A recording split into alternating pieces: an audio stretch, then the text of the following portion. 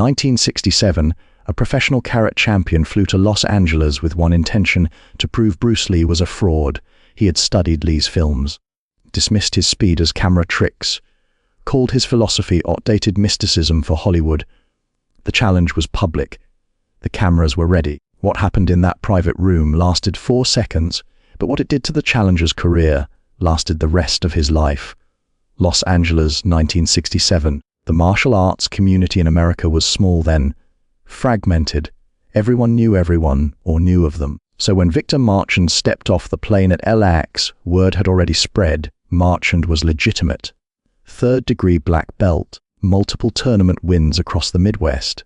He'd built a successful dojo in Chicago, traditional, disciplined, respected. His students didn't just win competitions. They moved with precision, structure, the kind of control that takes years to develop. But Marchand had a problem. He'd been hearing about Bruce Lee for months, seeing the demonstrations on TV, reading the interviews, watching how Lee moved. Fast, yes, but unorthodox. No kata, no formal stance work. Just this fluid, unpredictable style that seemed to ignore everything Marchand had spent 15 years mastering, and people were calling it revolutionary. Marchand didn't buy it. He'd seen the footage. The 1-inch punch, the speed drills, the way Lee could strike before the camera even caught the movement. But Marchand had been in enough fights to know the difference between demonstration and reality, between choreography and chaos. He told his senior students before he left, "I'm not going there to fight. I'm going to see if it's real." But his tone said otherwise. Marchand landed on a Tuesday afternoon. The air in Los Angeles was dry, warm, different from Chicago's humidity. He checked into a modest hotel near Chinatown, dropped his bag, and made a single phone call. He'd gotten the number from a mutual contact, someone who knew someone who trained at Lee's school. The conversation was brief, professional. Marchand didn't threaten, didn't posture. He simply said he was in town, that he'd studied Lee's method from a distance, and that he wanted to exchange ideas. The response came within an hour. Lee would meet him, not at the main school, too public, but at a smaller training space Lee used for private sessions. Thursday, 2 p.m. Bring nothing but yourself. Marchand hung up. For the next 2 days he didn't train, didn't drill. He walked the city, watched how people moved, thought about what he would say if Lee's reputation turned out to be smoke. He wasn't angry, wasn't emotional about it, but Marchand believed in something deeper than style. He believed in proof, in pressure, in what happens when theory meets resistance. And he'd spent long enough watching people get seduced by flashy techniques that crumbled under real tension. Thursday came. Marchand wore simple clothes, loose pants, a dark shirt, no uniform, no belt. He arrived 15 minutes early and waited outside the building. It was a small commercial space, unmarked door, no sign, just an address. At exactly 2 o'clock the door opened. A young Chinese man stepped out, polite, quiet. He gestured Marchand inside. The room was sparse. Wooden floors, mirrors on one wall, a few heavy bags in the corner, and standing in the center, hands relaxed at his sides, was Bruce Lee, smaller than Marchand expected, maybe 5'7", lean. But the way he stood, completely still, completely present, made the room feel different. Lee extended his hand. Marchand shook it. Neither man smiled, and in that moment, both of them understood. This wasn't going to be a conversation. There were 5 other people in the room, all students of Lee's, all silent. They stood along the far wall, arms crossed, watching. Not hostile, just observant. Like they'd seen this before. Marchand noticed that immediately. Lee gestured toward the center of the floor. No bow, no formality, just a simple invitation. This is the space. We can talk first, or we can move first. Your choice. Marchand chose to talk. He explained his position carefully. He wasn't here to disrespect Lee's accomplishments. He acknowledged Lee's athleticism, his speed, his obvious dedication. But, and he said this plainly, Marchand had concerns. I've seen your demonstrations. The board breaks, the 1-inch punch, the speed you generate at close range. It's impressive. But demonstrations aren't the same as application. And what I teach my students is built on something tested. Karate has centuries of refinement, structure, predictability under pressure. Lee listened without interrupting. Marchand continued. What you're teaching, this Jeet Kune Do, it looks efficient on film. But I don't see the foundation. I don't see how it holds up when someone doesn't cooperate, when someone matches your speed, your timing. He paused. I came here because I want to understand, not just see. Understand. Lee nodded slowly. Then he spoke. You want to test it? It wasn't a question. Marchand didn't hesitate. Yes. Lee walked to the edge of the room, picked up a small towel, wiped his hands. Then he turned back and said something that caught Marchand off guard. What if I'm wrong? Marchand blinked. Lee continued. You've spent 15 years in karate. You've built a system. Students trust you. What if you're right, and everything I'm doing is incomplete? What happens then? Marchand didn't know how to answer. Lee stepped closer. Not threatening, just present. I'll tell you what happens. I adjust. I learn. I take what works from you and discard what doesn't. That's the principle. That's the foundation you're asking about. He let that sit for a moment. Then, but you didn't come here to teach me. You came to prove I'm a fraud. Marchand started to object, but Lee raised a hand. It's fine. I respect it. You should test what you don't trust. Lee stepped into the center of the floor, rolled his shoulders once, loose, relaxed. Here's what I'm offering. You can use anything. Full contact, full speed, your best technique. The one you'd use if someone attacked you on the street. No rules. No stopping until one of us says stop. Marchand felt his pulse tick up. This wasn't what he expected. He thought there'd be negotiation, boundaries, some kind of structured sparring with agreements on what's off limits. But Lee was offering him everything. Marchand looked at the students along the wall. They hadn't moved, hadn't reacted. This was routine for them. Lee tilted his head slightly. Unless you'd rather just watch me move, show you the theory. No contact. Marchand shook his head. No. I want to feel it. Lee smiled for the first time, small, almost imperceptible. Good, then we start now. He didn't raise his hands, didn't shift into a stance, just stood there, waiting. Marchand took a breath and stepped forward. Marchand moved into his stance, feet shoulder width apart, weight distributed evenly, hands up, not clenched, but ready. It was textbook, balanced, the kind of positioning that had won him dozens of matches. Lee didn't mirror him. He stood almost casually, one foot slightly forward, hands low. His weight seemed to float, like he could move in any direction without telegraphing. Marchand had fought enough people to recognize danger, and what unsettled him wasn't Lee's posture. It was his stillness. Most fighters fidget, shift their weight. Blink too much, give you something to read. Lee gave him nothing. Then Lee spoke. Before we start, show me your best technique, the one you trust most. Marchand hesitated. Lee clarified, not on me. Just in the air. I want to see what you believe in. It was a strange request, but Marchand complied.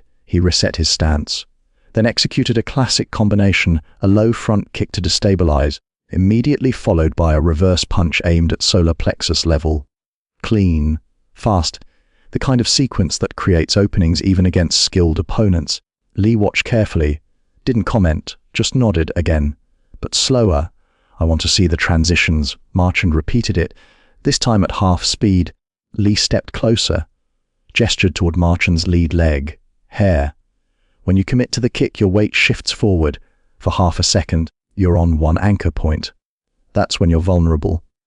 He moved to Marchand's shoulder, and here, when you chamber the punch, your shoulder lifts, just slightly. But it tells me what's coming. Marchand frowned. Every technique has a tell. That's unavoidable. Lee tilted his head. As it. He stepped back into the center. Now I'll show you why it won't work on me.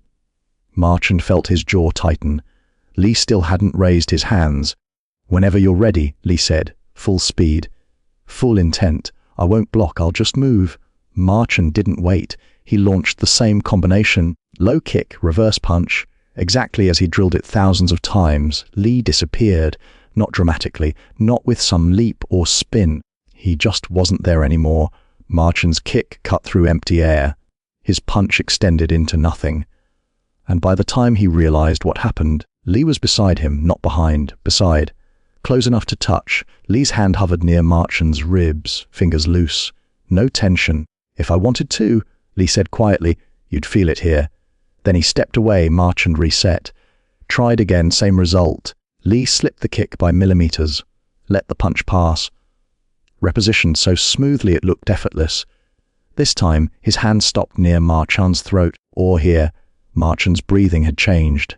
Faster, shallower, he tried a third time. Adjusted his angle. Feinted the kick. Threw the punch from a different chamber. Lee intercepted at the root. This time, he didn't just evade. He made contact. One hand caught Marchand's wrist mid-punch. The other pressed, barely, against Marchand's sternum. And suddenly Marchand's structure collapsed. Not violently, just completely. He stumbled backward. Caught himself, Lee was already still again. Hands down. You're fast, Lee said. And your technique is clean. But you're fighting a pattern. You're not fighting me. Marchand's chest tightened. Lee continued. You assumed I'd be where your training says an opponent should be. You assumed I'd respond the way your sparring partners respond. But I'm not them. He gestured toward the floor. Try again. But this time, don't think about what you know. Think about what's happening. Marchand took a breath and realized something. He was afraid. Marchand had been in hundreds of sparring matches. He'd faced opponents stronger than him, faster than him, more experienced, but he'd never felt this. Fear wasn't the right word, it was something else. A kind of vertigo, like the ground had shifted and he couldn't find his footing. Lee was still waiting, patient, unmoved. Marchand tried to recalibrate. He'd been relying on combinations, sequences. Maybe that was the problem. Maybe he needed something singular, unpredictable. He decided to abandon structure. No setup, no rhythm, just explosion. He launched forward with a straight lead punch, no telegraph, no chambering. The kind of strike that's supposed to be impossible to see coming. Lee's hand was already there, not blocking, redirecting. Marchand felt his knuckles graze past Lee's shoulder as his arm was guided off-line. And in the same motion, so fast it felt simultaneous, Lee's other hand touched Marchand's jaw. Not a strike, a touch, but the message was clear. Marchand tried to recover. Threw a hook. Lee slipped under it, rose inside Marchand's guard, and his palm pressed lightly against Marchand's chest. Again. This time, Marchand felt it. Not pain, pressure. The kind that makes your body understand it's compromised. He stepped back. Reset. Lee didn't pursue. One of the students along the wall shifted slightly. Marchand caught it in his peripheral vision. They weren't impressed. They weren't surprised. This was normal. Marchand clenched his fists. He had one more attempt in him. One more honest try before his ego would force him to stop. He took a deeper stance, loaded his weight. Then he committed, fully, completely, to a technique he'd used in competition to end fights. A low roundhouse kick to the lead leg, designed to buckle the knee, immediately followed by a lunging elbow strike to the head. High risk, high reward. He executed it perfectly. Lee moved. But this time, he didn't just evade. As Marchand's kick came in, Lee lifted his leg just enough. The kick passed beneath. And as Marchand's momentum carried him forward into the elbow, Lee stepped offline and simultaneously hooked Marchand's rear ankle with his foot. Marchand's balance disappeared. He was falling before he understood why. Lee guided him down, not roughly, not with force, just with structure. And suddenly Marchand was on his back, staring at the ceiling, and Lee's knee was beside his ribs, not on them, beside them, and Lee's hand was open near his face. 4 seconds. That's how long it had taken. Lee stood, extended his hand. Marchand took it, let himself be pulled up. The room was silent. Marchand's legs felt shaky, not from exertion, from realization. Lee spoke quietly. Do you want to try again? Marchand shook his head. No. Lee nodded. Walked to the side of the room. Picked up 2 bottles of water, handed one to Marchand. They both drank. After a moment, Marchand spoke. What did you do? Lee looked at him. I responded to what you gave me, but I changed my approach every time. I know. And every time you gave me something to work with. A rhythm, a commitment, a moment where you believed in your technique more than you observed mine. Marchand exhaled slowly. Lee gestured toward the floor. Sit. Let me show you what happened. They both sat. And for the next hour, Lee explained. They sat cross-legged on the wooden floor. Lee's students had left quietly, no fanfare, no discussion. Just a nod from Lee, and they'd filed out. Now it was just the two of them. Lee started by asking Marchand to demonstrate the first combination again. Slowly, frame by frame, Marchand obliged. Lee pointed to specific moments. Here, your eyes focus on the target before you move. You're looking where you want to hit. That tells me everything. He stood. Mickett Marchand's stance. And here, when you chamber your punch, your breath changes, just slightly. But I can hear it. Marchand listened. Lee continued. You're not doing anything wrong. Your technique is solid. Your form is clean. But you're fighting the opponent you trained for, not the one in front of you. He sat back down. Karate gave you structure. That's valuable. But structure becomes a cage if you can't adapt it. Marchand frowned. So you're saying traditional training is useless? No. Lee's response was immediate. I'm saying it's incomplete. Just like what I do is incomplete. That caught Marchand off guard. Lee leaned back slightly. You think I have all the answers? I don't. There are grapplers who could take me down in seconds. Boxers who could outpunch me in their range. What I've learned is how to recognize that and adjust. He paused. 3 years ago I fought a wrestler. Private match. Similar to this. He took me down in the first exchange. Controlled me completely. I had no answer for it. Marchand blinked. What did you do? I learned to grapple. Spent 6 months training with Jean LeBel. Studied leverage, ground positioning. Then I integrated it. Lee's tone was matter of fact. No ego, no defensiveness. That's the principle. Take what works. Discard what doesn't. But you can't do that if you're attached to being right. Marchand was quiet for a long moment. Then he asked, Why didn't you humiliate me? Lee looked at him directly. Why would I? Because you could have. You could have made it public. Had cameras here. Proven your point to everyone watching. Lee shook his head. Proving a point to strangers doesn't teach anything. You came here with a real question. I gave you a real answer. That's enough. He stood, walked to the heavy bag in the corner. Struck it once, a short, sharp blow that sent it swinging. You'll go back to Chicago. You'll keep teaching. And maybe you'll change how you train. Maybe you won't. But you'll know something now that you didn't before. Marchand stood as well. What's that? That being fast isn't the same as being ready. That being skilled isn't the same as being adaptable. And that the fighters who survive the longest aren't the strongest. They're the ones who evolve. Lee extended his hand again. This time Marchand shook it differently, firmly. With respect. Thank you, Marchand said. Lee nodded. Marchand walked toward the door, stopped, turned back. If someone asks me what happened here, what do I tell them? Lee considered this. Tell them the truth. You came to test a method. You found out it works. And now you're deciding what to do with that information. Marchand left. No recordings, no photographs, no witnesses outside that room, just a question answered, and a lesson learned. Marchand flew back to Chicago the next morning. He didn't post about the encounter. Didn't discuss it with his students. For 3 weeks, he trained exactly as he always had, drills, kata sparring. But something had changed. He found himself pausing mid-demonstration, watching how his students telegraphed their movements. Noticing the patterns they fell into, the assumptions they made about where an opponent would be. One evening, a senior student asked him a question. Sensei, you've been quiet since California. Did something happen? Marchand set down the focus mitts he was holding. I met someone who showed me the limits of what I know. The student waited, and instead of fighting that realization, I'm trying to learn from it. He didn't say Bruce Lee's name, not then. Not for years. But slowly, carefully, Marchand began changing how he taught. He introduced timing drills that had no predetermined pattern, sparring sessions where students had to adapt to unfamiliar ranges, exercises that punished predictability. His dojo's competition record improved, but more than that, his students started moving differently, less rigid, more responsive.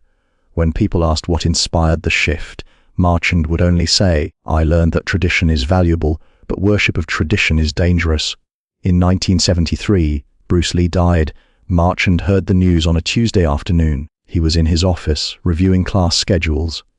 One of his students knocked on the door, told him, march, and sat down. He didn't cry, didn't speak, just sat. That night, he wrote a letter.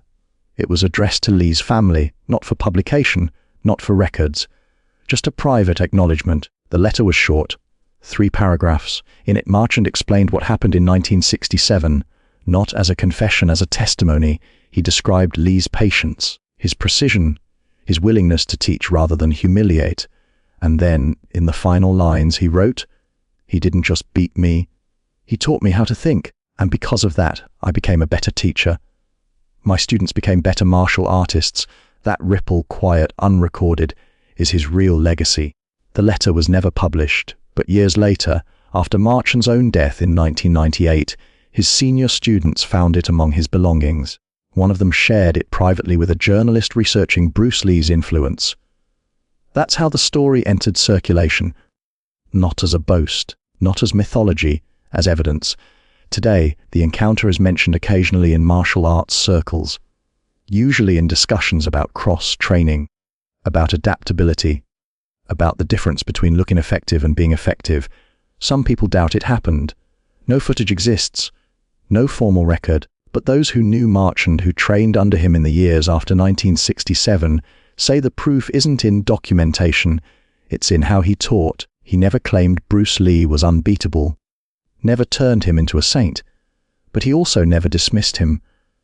And whenever a student grew overconfident, whenever someone mistook speed for skill or technique for understanding, Marchand would stop class, sit them down, and tell them about a room in Los Angeles where a smaller man taught him that the most dangerous fighters aren't the ones who know the most techniques.